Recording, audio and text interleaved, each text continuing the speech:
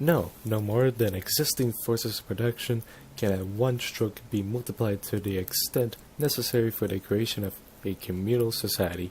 In all probability, the proletarian revolution will transform existing society gradually and will be able to abolish private property only when the means of production are available in sufficient quantity. This section, like many before, is probably the more clear and easier to understand sections. Yet, let's dissect it a bit, shall we now? The first subsection of section 17 should be understood as the forces of production not being able to and cannot be forced into many multiplicities at the get-go in current society as to guarantee a society more or less a superstructure and base beyond capitalism. This is because if it wasn't explicitly stressed enough yet, let it be now explicitly stressed now, that there is no such thing as immediacy in the dialectics, no spontaneity in such, nor the whimsicalness of intuitiveness. That's because what is immediate really is just a fast mediation, but we cannot perceive such fast mediation to happen on the fly.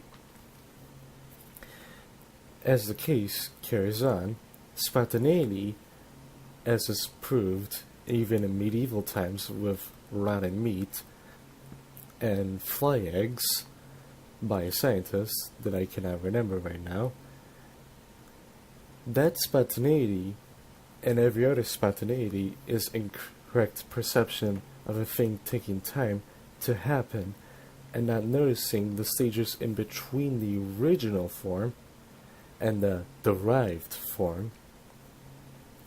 And intuitiveness still has to consult with established faculties of mind, the categories of knowledge and existing knowledge on something.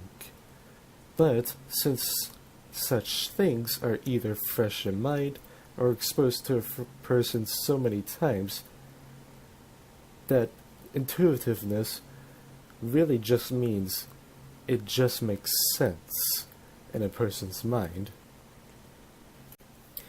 Getting back on track, this ties with the proletarian revolution in the sense that the actual abstractions of the relations of production and the handlings of the means of production will have to be first won over, guaranteed politically in the new social order, and then continually exercised both economically and socially until it is common for all and is seen as a new reality that all others necessitated its existence, however contingent the revolution came to be in our timeline.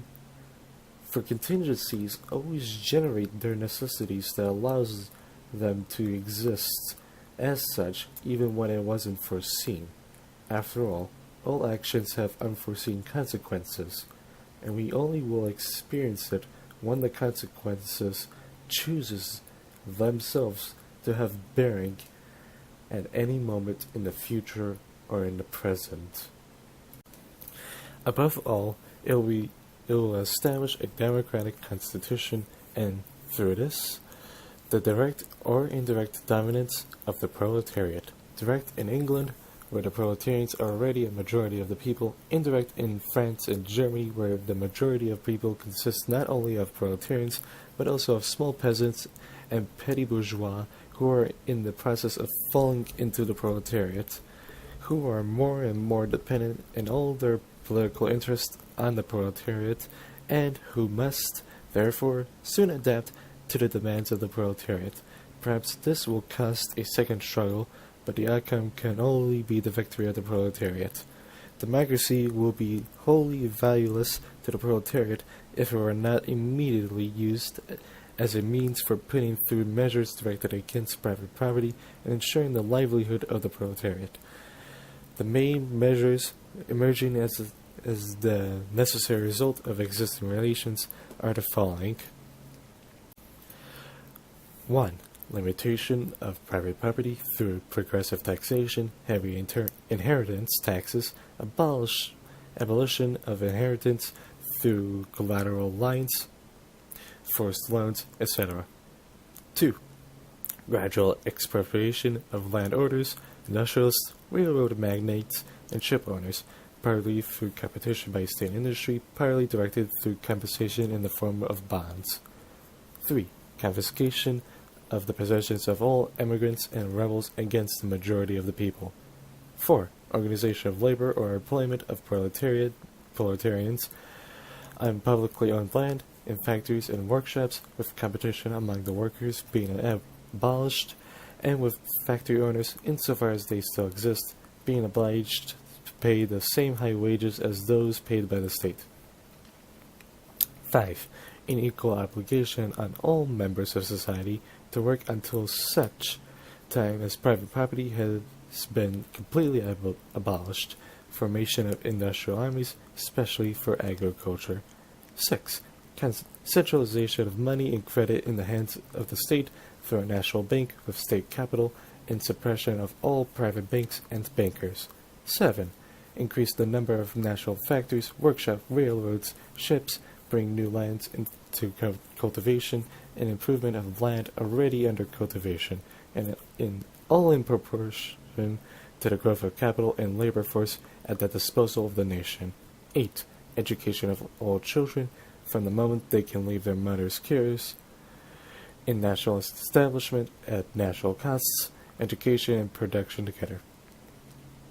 9. Construction on public lands of great palaces as communal dwellings for associated groups of citizens engaged in both industry and agriculture, and combining in their way of life the advantages of urban and rural conditions, while avoiding the one-sidedness and drawbacks of each. 10. Destruction of all unhealthy and jerry-built dwellings in urban districts. 11. Equal inheritance rights for children born in and out of wedlock. 12. Concentration of all means of transportation in the hands of the nation. It is impossible, of course, to carry out all these measures at once, but one will always bring others in its wake. Once the first radical attack on private property has been launched, the proletariat will find itself forced to go even further, to concentrate increasingly in the hands of the state all capital, all agriculture, all transport, all trade. All the foregoing measures are directed to this end, and they will become practicable and feasible, capable of producing their centralizing effects to precisely the degree that the proletariat, through its labor, multiplies the country's productive forces. Finally, when all capital, all production, all exchange have been brought together in the hands of the nation, private property will disappear of its own accord, money will become superfluous, and the production will so expand and man so change that society will be able to slow off whatever of its old economic habits may remain. Now we get to one of the main things that carries over from bourgeois society to communist society: democracy. But this democracy of the communist society will not resemble that of its bourgeois counterpart, bourgeois democracy, and it will not create the exact same things or even similar things that existed under a bourgeois social order. The communist democracy will be a proletarian democracy that will serve the interests of the proletariat while being the medium in which that allows the proletarian to exercise the bourgeoisie out of existence and help the peasantry and the petit bourgeois into the proletarian class.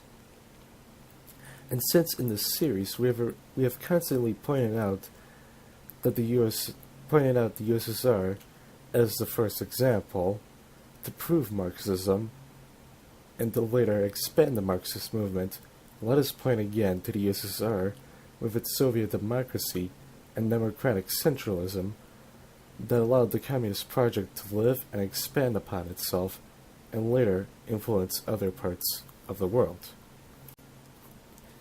Now, for this mid-subsection, I like to point out that this particularity of what will be the universality of the Communist project will be superseded in both ways later on with the contingent Russian October Revolution and as such.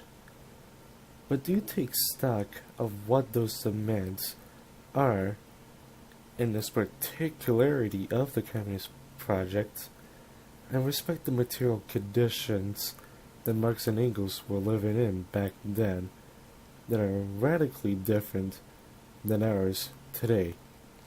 And on that note, if it weren't stressed enough in the sections beforehand dealing with the differing working and ruling classes, then let it be stressed again that material conditions matter for building a revolution and guaranteeing a revolution to be.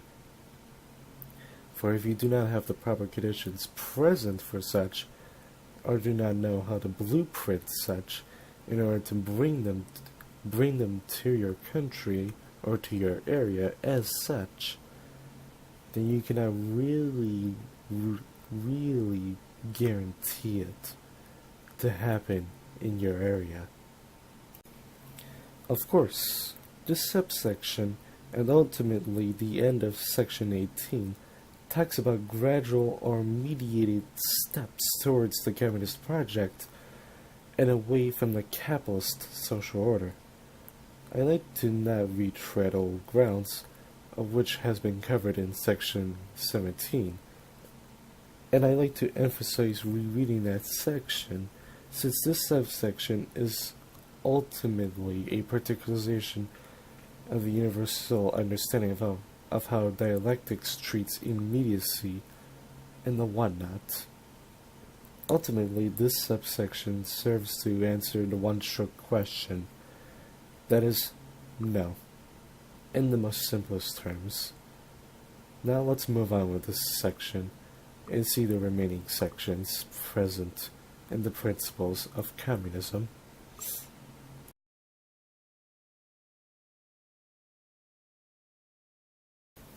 Now, by creating the world market, big industry has already brought all the peoples of the earth, and especially the civilized peoples, into such close relation with one another that none is independent of what happens to the others. Further, it has coordinated the social development of the civilized countries to such extent that, in all of them, bourgeoisie and proletariat have become the decisive classes, and the struggle between them the greatest struggle of the day. It follows that the Communist Revolution will not merely be a natural phenomenon, but must take place simultaneously in all civilized countries, that is to say, at least in England, America, France, and Germany. It will develop in each of these countries more or less rapidly, according as one country or the other has a more developed industry, greater wealth, or a more significant mass of productive forces. Hence, it will go slowest and will meet most obstacles in Germany, most rapidly and with the fewest difficulties in England. It will have a powerful impact on the other countries of the world, and will radically alter the course of development which they have followed up to now, while greatly stepping up its pace. It is a universal revolution and will, accordingly, have a universal range. This section, section 19, is quite an interesting but rather infamous section of this entire work, all things considered. But that's only when looking at not only it, Marxism, but also every advancement in theory crafting of Marxism that has been from the 19th century till now. Now, this section can easily be misconstrued to fit any ideological narrative, especially against Marxism-Leninism, Maoism, and Marxism-Leninism, Maoism. But I like to remind people that if one wants to understand something, understand the placement of the signifiers, the chain of such signifiers, but most importantly, the inconsistencies or interruptions in the flow of the chain. So, let's take a closer look at section 19. Shall we now? The first subsection is rather clear that it refers to how capitalism doesn't stay in isolation in a metaphysical bubble, that itself can be self-sustaining without the domination or control of others weaker to it or richer in the items it needs to survive with. Capitalism, after being established in one place, didn't only affect the home country or its birth country. Capitalism began to propagate itself outwards, away from the home country, as to not only be secured in its home, but also reinforce its individual character at home while securing itself elsewhere, and later securing the individual character in their new homes. Equally, the communist revolution, once secured at home, will spread itself out more viciously as they attack the old social order, the capitalist social order, and propagate its new social order outwards. One must be remembered with both that even when setting each other up, that being that once capitalism was birthed, and once communism will finally be rebirthed, it began to take traction outside the countries it affected and inspired classes to rise up to ride the zeitgeist, time spirit of that epoch, and reap its benefits if there was one to be gained. These remaining subsections, however, are rather interesting and infamous, as stated earlier in section 19 that we are currently talking in right now. Why are they interesting but infamous at the same time? They're infamous and interesting at the same time because this is probably the earliest point, theoretical point, of the Marx and Engels prediction that revolution can only happen in the advanced industrialized countries. Why is it infamous? It's infamous because, according to a large section of Marxists, who are both theoretical and practical, mind you, this prediction was proven false. Albeit that you do need to develop capitalism to get to socialism, you do not need to be in a capitalist country per se to have a revolution.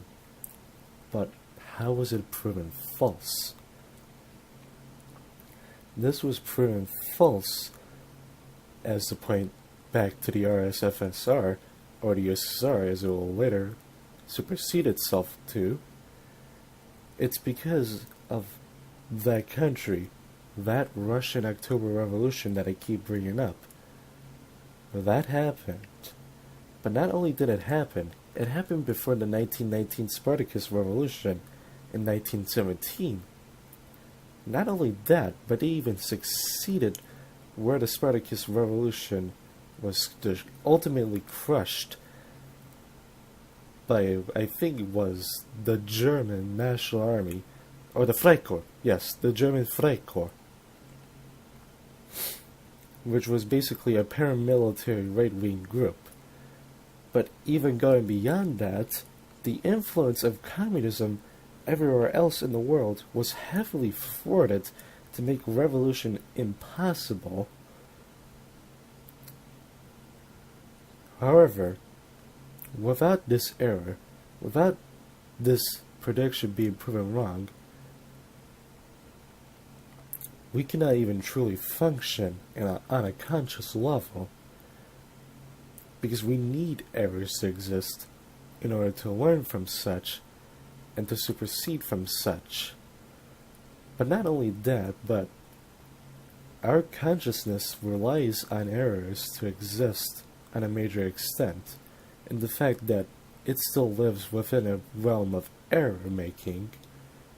And without error making, how can one truly learn from such things, if only one learns the truth, but never learns of the errors that made up the truth? But what can be ultimately salvaged in section 19? What can be salvaged is that when a revolution, a communist revolution mind you, does finally happen in the advanced industrialist countries, it will snap the other countries that are so intimately interconnected with each other that the others will rapidly and spirally go downwards into chaos, which in that meantime the communist revolutionaries will be taking full advantage of such to build the communist project up and build the communist movement to guarantee the communist project.